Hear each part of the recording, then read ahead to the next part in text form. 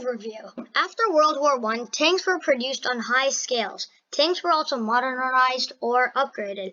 There were more powerful cannons installed and high-tech gear that was never seen before.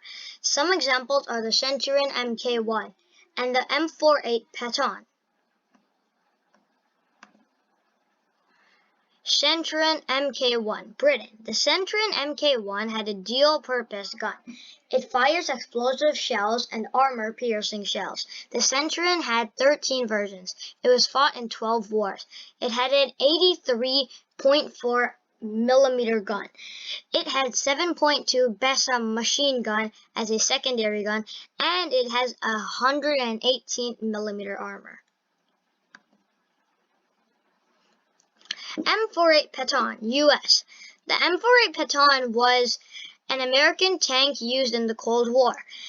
It was extensively used in the Vietnam and Korean War. It carried a formidable 105 cannon and could pierce through enemy armor easily. It was the third type of Paton made and named after General G. Paton. It once carried a 90 millimeter gun, but was upgraded. In the Battle of Saigon, it was very important but could not withstand all of the Viet Cong, which proves that no tank is indestructible. M46 Paton, US. At the first glance, the M46 Paton looked as identical to the previous M26 Pershing main US heavy tank at that time. Both the M26s and the M46s were classified later as medium tanks, and properly speaking, the last heavy tank ceased to exist after the only medical heavy tank battalion equipped with the Medicorps M103 was deactivated in 1960. The main battle tank denomination was adopted much later for the successors of M46 and the M47, and moreover the M48 and M60s, because at that time the light tanks were developed in a parallel, were considered almost as the auxiliaries. So in a sense, the M46 could be traced back as the first American MBT and was also the first to have the name of George Paton. MBT8 Britain.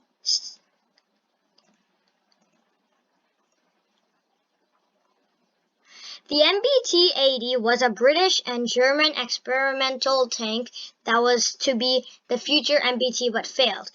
It was meant as a replacement for the Chieftain and Challenger 1.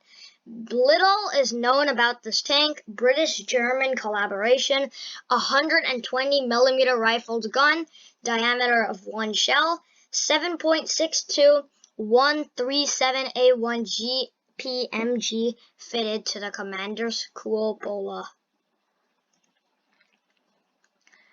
M1 Abrams, the US, super intimidating with the cannon facing you.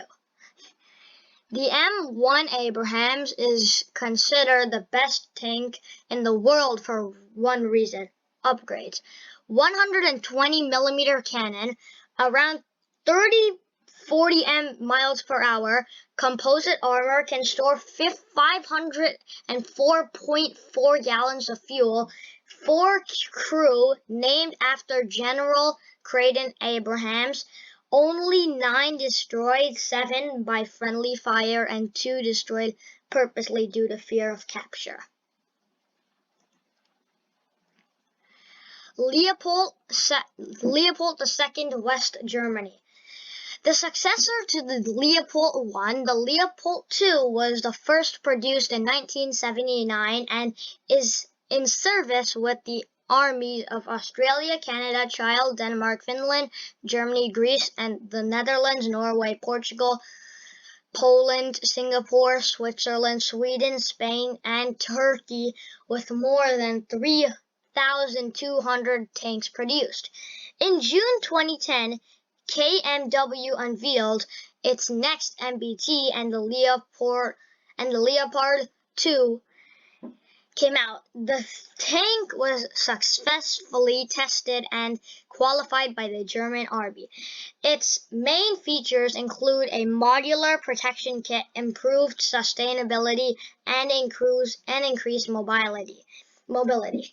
In July 2011, a deal to sell around 200 Leopold II tanks to Saudi Arabia was approved by Germany's Federal Security Council. M60 US. The M60 was very similar to the M48.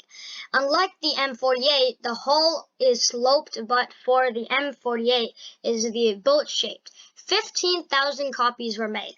It has 12.7 millimeter machine gun on the commander's cupola.